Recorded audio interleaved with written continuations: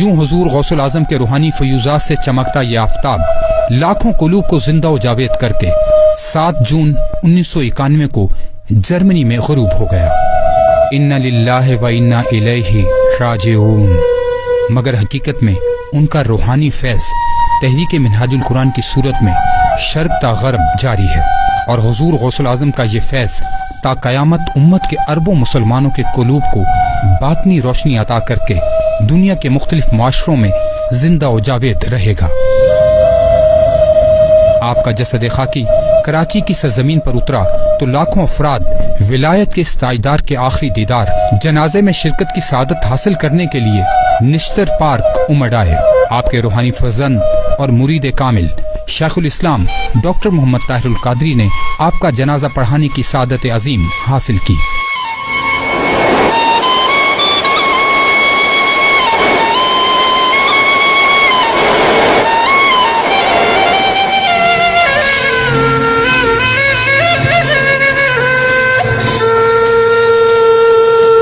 اسی طرح جب آپ کا جسد خاکی کراچی سے لاہور ایئرپورٹ پہنچا تو ہزاروں فرزندان توحید، کارکنان تحریک منہاج القرآن اور عقیدت مندان سیدنا غوث العظم ولایت کے اس تاجدار کے آخری دیدار اور جنازے میں شرکت کی عظیم سعادت حاصل کرنے کے لیے امٹ پڑے۔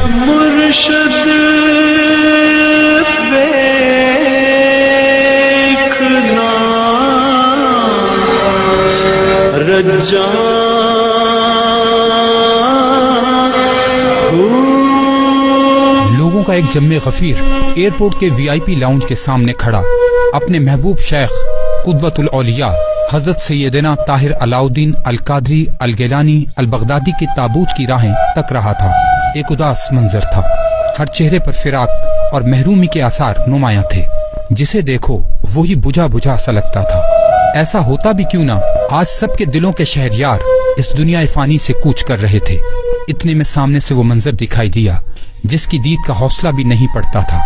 بس کیا تھا، ہر طرف چیخیں تھیں، سسکیاں تھیں، آہو پکار تھی اور آنسو تھے کہ بہتے پسینے سے زیادہ رواں۔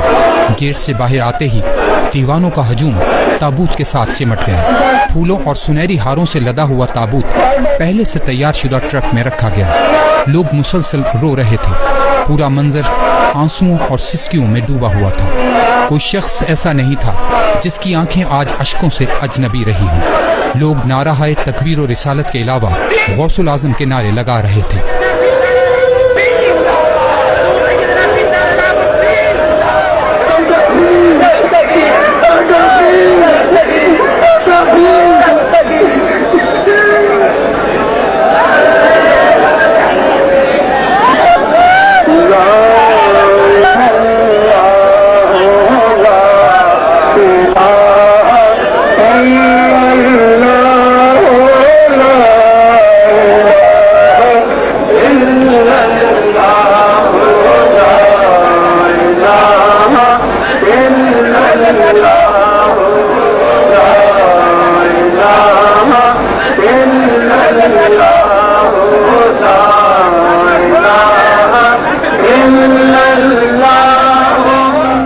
سب سے پہلے آپ کے جسد خاکی کو قطب الاقطاب حضور داتا گنج بخش علی حجویری کے مزار اقدس پر لایا گیا۔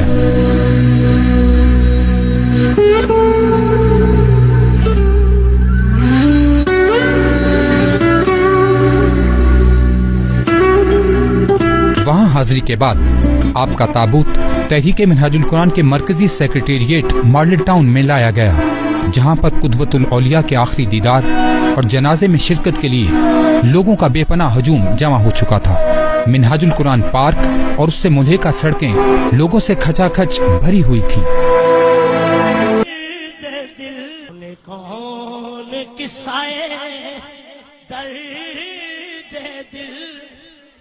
میرا غم گسار چلا